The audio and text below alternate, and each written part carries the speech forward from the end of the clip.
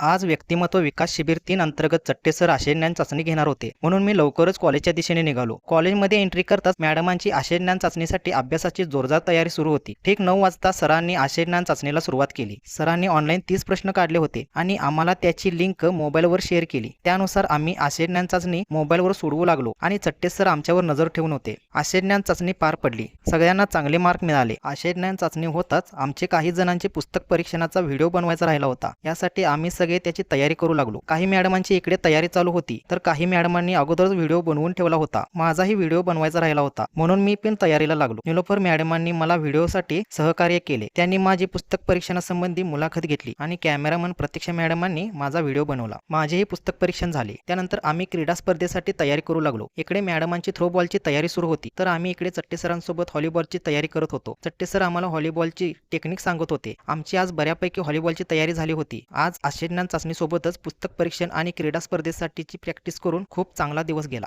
Video आवडल्यास like आणि subscribe करा. थँक्यू.